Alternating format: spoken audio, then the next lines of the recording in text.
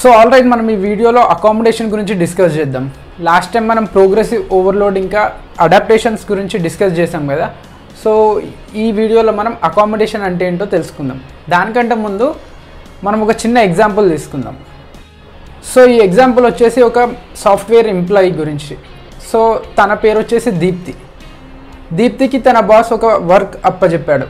So ఒక 10 daysలో ఒక presentation ఉంది, దానికి సంబంధించిన వర్క్ అంతా నువ్వే చేయాలి. దానికి దాదాపు ఒక 2 days పడుతుంది హార్డ్లీ, నువ్వు కొంచెం కష్టపడితే ఇది నువ్వే చేయాలని చెప్పేసి దీప్తికి వాళ్ళ బాస్ ఒక వర్క్ అసైన్ చేస్తాడు. సో దీప్తి 10 days కదా, మనం ఇప్పుడు నార్మల్గా ఉండిద్దాం, ఒక 1-2 days ముందు మనం కొంచెం స్టార్ట్ చేసేసి కొంచెం కష్టపడితే అయిపోద్ది కదా అని చెప్పేసి లైట్ తీసుకుంది. సో నెక్స్ట్ డేనే తన బాస్ దగ్గర నుండి ఒక మెయిల్ వచ్చింది, దీప్తి మన మీటింగ్ వచ్చేసి ప్రీపోన్ అయింది, ఇంకో 3 daysలో మనకు ఆ మీటింగ్ ఉంది, నువ్వు ఆ ప్రెజెంటేషన్ ఎట్లయినా నువ్వు కంప్లీట్ చేయాలని చెప్పేసి తన బాస్ దీప్తితో అన్నారు. సో అప్పుడు దీప్తి స్ట్రెస్ లెవెల్ ఎలా ఉంటుంది? Very high.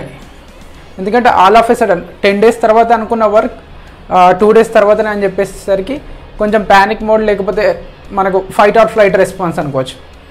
చాలా స్ట్రెస్ఫుల్గా ఉండింది. కానీ ఎలాగో లేక 2 daysలో తను కంప్లీట్ చేసేసి అంతా సెట్ అయిపోయింది. ఓకే, ఇప్పుడు సేమ్ అదే సిచ్యువేషన్ నెక్స్ట్ టైం అయింది అనుకోండి, second time same work same situation, దీప్తి అంత స్ట్రెస్ఫుల్గా ఉండదు సెకండ్ టైం వచ్చేసరికి, అవునా?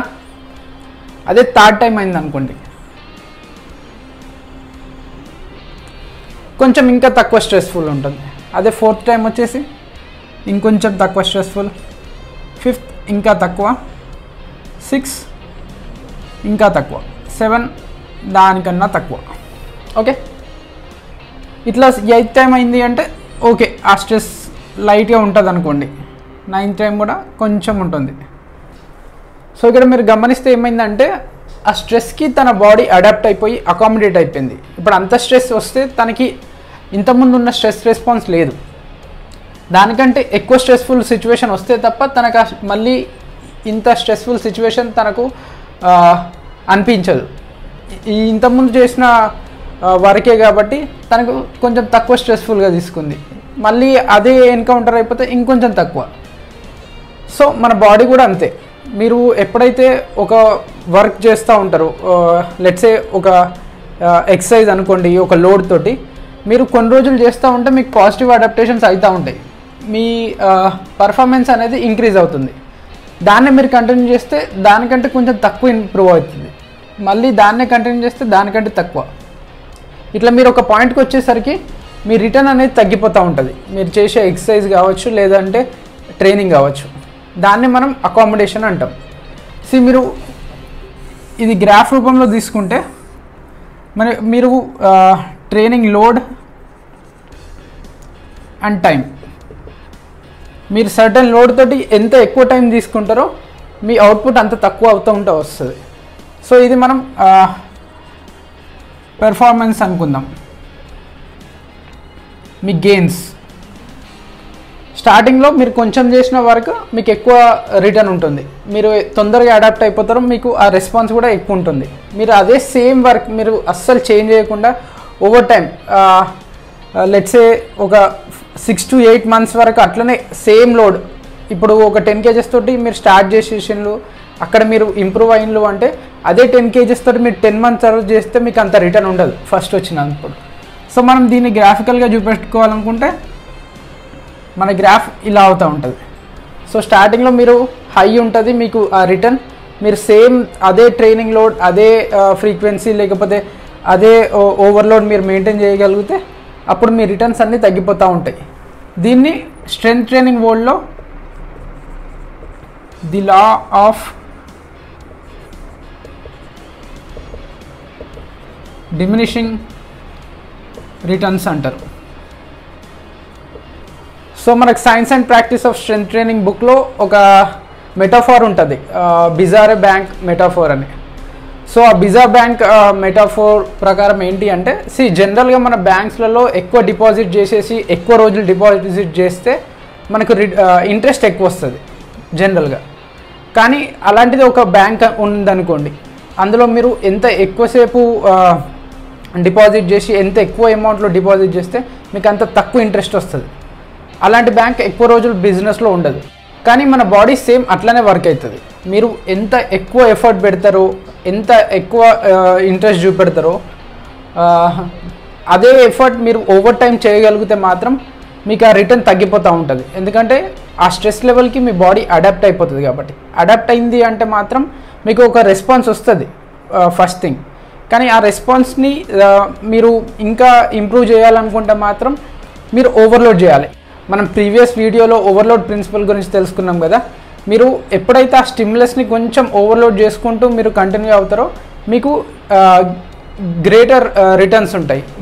మీ స్ట్రెంగ్త్ గెయిన్స్ కానీ లేకపోతే మజిల్ గెయిన్ కానీ ఎక్కువ ఉంటుంది. లేదు మీరు ఎప్పుడు ఒకటే లాంటి ట్రైనింగ్ చేసేసి ఒకటే లోడ్తో చేసేసి అంటే మాత్రం ఫస్ట్ ఇనిషియల్గా మీకు ఆ గెయిన్ ఉంటుంది, తర్వాత మాత్రం తగ్గిపోతూ ఉంటుంది. సో అట్లా అని చెప్పేసి మీరు ఎప్పుడు డిఫరెంట్గా ట్రై చేయక్కర్లేదు. మీరు బాడీ ఎప్పటివరకు అడాప్ట్ అవుతుందో అప్పటి వరకు చేసేసి ఆ అడాప్టివ్ రెస్పాన్స్ వచ్చేసిన తర్వాత ఐదర్ మీ స్ట్రెంగ్త్ గెయిన్ అయిన తర్వాత, మీరు మజిల్ గెయిన్ అయిన తర్వాత ఎప్పుడైతే మీరు ప్లాటో అవుతారో, అంటే మీరు ఈ ఇంక్రీజ్ ఏం కాకుండా ఇట్లా ఫ్లాట్ లైన్ అయిపోద్దో అప్పుడు మీరు ఏదైనా చేంజ్ చేసేసి మళ్ళీ ఈ గ్రాఫ్ని పైనకి పెంచుకోవడానికి ట్రై చేసేయండి. అప్పుడు ఆబ్వియస్గా మళ్ళీ ప్లాటో అవుతుంది. తర్వాత మళ్ళీ ఏదైనా కొత్త డ్రిల్ లాంటిది అలాంటిది అలాట్ చేసేసుకొని కొత్త ఎక్సర్సైజ్ చేసేసి మళ్ళీ మీరు ఈ గ్రాఫ్ని పెంచుకోవడానికి ట్రై చేయండి. ఇట్లా చూసుకుంటే మీ గ్రాఫ్ పైనకి ఉంటుంది. లేదు అంటే మాత్రం ఇక్కడ వరకు వచ్చేసి మీరు ఇంకా ఇదే కంటిన్యూ చేస్తే మాత్రం మీ గెయిన్స్ అనేవి అయితే ఎక్కువ రావు. సో ఇది మనకు అకామిడేషన్ ప్రిన్సిపల్. అకామిడేషన్ మనకు జనరల్గా బయోలాజికల్ లా. మీరు ఎప్పుడైతే ఒక కంటిన్యూస్ స్ట్రెస్ఫుల్ స్టిమ్యులస్ మీ బాడీ పైన పడుతూ ఉంటుందో అప్పుడు మీ బాడీ దానికి అడాప్ట్ అవుతూ ఉంటుంది. లేదు అంటే మాత్రం ప్రతిసారి మీకు కొత్తగా అనిపించేసి మీ బాడీ రిసోర్సెస్ని యూజ్ చేసుకుంటే మాత్రం మీ బాడీ అట్లా వర్క్ కాదు. ఎందుకంటే బాడీ మనని ఎఫిషియన్సీగా ఉంచడానికి ట్రై చేస్తుంది. At the same time path of least resistance అంటాం. మీరు ప్రతిసారి మీ బాడీ రిసోర్సెస్ని యూజ్ చేసుకుని ఆ స్ట్రెస్ నుండి కోప్ కావాలనుకుంటే మాత్రం మీ బాడీ ఏం చేస్తుంది అంటే ఆ స్ట్రెస్ఫుల్ సిచ్యువేషన్కి మీ బాడీని అలవాటు చేయడానికి ట్రై చేస్తుంది. అప్పుడు ఏమైంది అంటే మీరు నెక్స్ట్ టైం అలాంటి స్ట్రెస్ఫుల్ సిచ్యువేషన్కి వచ్చినా మీకు అంత స్ట్రెస్ఫుల్గా అనిపించదు. మీకు ఇంతకుముందు చెప్పినట్టు దీప్తికి వాళ్ళ బాస్ ఫస్ట్ టైం చెప్పినప్పుడు మాత్రం బాగా స్ట్రెస్ఫుల్గా ఉంది. స్ట్రెస్సోమీటర్ అనుకుందాం దీన్ని. ఇక్కడ ఆమె స్ట్రెస్ రెస్పాన్స్ చాలా హై ఉంది. తర్వాత తనకి సేమ్ అదే వర్క్ అలాట్ అయితే మాత్రం అంత రెస్పాన్స్ లేదు, స్ట్రెస్ రెస్పాన్స్. తర్వాత సేమ్ అయితే ఇంకా తక్కువ అయిపోయింది. అట్లా తక్కువ అవ్వకుండా వచ్చేసి ఒక దగ్గర ప్లాటో అయిపోయింది. సో బాడీ కూడా అంతే. మీరు చేసేటప్పుడు ట్రైనింగ్ ఉంటుంది కదా, మీరు ఎప్పుడైతే same continuous load, continuous exercises same చేసుకుంటూ ఉంటే మాత్రం మీ బాడీ ఫస్ట్ ఇనిషియల్గా మీకు కొంచెం రెస్పాన్స్ ఇస్తుంది. కానీ తర్వాత బాడీ ఒక్కసారి అడాప్ట్ అయిపోయింది ఆ రిసోర్సెస్ నుండి, ఇంకా కొత్తగా అడాప్ట్ చేసుకునే స్టిమ్యులస్ లేదు, ఓవర్లోడింగ్ లేదు. కాబట్టి మీరు మీ గెయిన్స్ అనేటివి స్టాల్ అయ్యే ఛాన్స్ ఉంటాయి. సో మీరు ఇది కొంచెం దృష్టిలో పెట్టేసుకోవడానికి ట్రై చేయండి. At the same time over board వెళ్ళకండి. అంటే వెరైటీ చాలామంది వెరైటీ ఎక్సర్సైజ్ చేద్దాం అనుకుంటా అంటారు. అంటే సోషల్ మీడియాలో చూసి కావచ్చు కొత్త ఎక్సర్సైజెస్ ట్రై చేద్దామని, లేదు అంటే కొత్తగా వేరే వాళ్ళు ఏదైనా చెప్పేసి ఇది చేయండి బెటర్ ఉంటుంది అని చెప్పేసి దాన్ని ట్రై చేయడానికి ట్రై చేస్తారు. So variety for the sake of variety అయితే చేయకండి. వేరియడ్ స్టిమ్యులస్ కోసం అయితే చేయండి. అంటే మీ బాడీ పైన వెరైటీ స్టిమ్యులస్ మీరు ఇంప్లిసిట్ చేయడానికి ట్రై చేస్తే మాత్రం చేయండి, నో ప్రాబ్లం. కానీ మీ అడాప్టివ్ రెస్పాన్స్, ఆ రీసోర్సెస్ని మీరు దృష్టిలో పెట్టేసుకొని మీ థ్రెషోల్డ్ని మీకు అంటే ఎవరి బాడీ వాళ్ళది డిఫరెంట్. మనము పర్టికులర్ ట్రైనింగ్ ప్రోగ్రామ్ తీసుకొచ్చేసి అందరికి వర్క్ అవుద్దా అంటే వర్క్ అవ్వచ్చు, కాకపోవచ్చు, ఇట్ డిపెండ్స్. సో మీకు వర్క్ అయ్యేది చూసేసుకోండి. దాంట్లో మీరు ఓవర్లోడ్ చేసుకుంటూ బెటర్ అవ్వడానికి ట్రై చేయండి. వన్స్ మీరు ప్లాటో అయిన తర్వాత ఐదర్ సిమిలర్ మూమెంట్ ఉండేటట్టు వేరే ఎక్సర్సైజెస్ ఉంటుంది కదా. లెట్స్ సే స్క్వాట్ అనుకుందాం. బ్యాక్ స్క్వాట్ కాకుండా ఫ్రంట్ స్క్వాట్ కూడా ఉంటుంది. మీరు బ్యాక్ స్క్వాట్లో మీరు వెయిట్ పెంచుకోలేకపోతే మీరు కొన్ని రోజులు అది ఆపేసేసి మీరు ఫ్రంట్ స్క్వాట్ చేసేయండి. తర్వాత ఇంకేదైనా మీ చైన్లో వీక్ లింక్ ఉంటే దాన్ని మీరు బెటర్ చేసుకొని మళ్ళీ బ్యాక్ స్క్వాట్గా వచ్చేసి అక్కడ మీరు స్ట్రెంగ్త్ పెంచుకోవడానికి ట్రై చేసేయండి. మీ స్కిల్ లెవెల్ పెంచుకొని తర్వాత మీ మజిల్స్ని ఓవర్లోడ్ చేసుకుంటూ అట్లా మీ స్ట్రెంగ్త్ పెంచుకోవడానికి ట్రై చేయండి. సో ఇది అకామిడేషన్ ప్రిన్సిపల్ మనకి ట్రైనింగ్ విషయంలోకి వస్తే. నెక్స్ట్ థింగ్ వచ్చేసి స్పెసిఫిసిటీ గురించి మాట్లాడదాం. Until then this is Akshay. Signing of.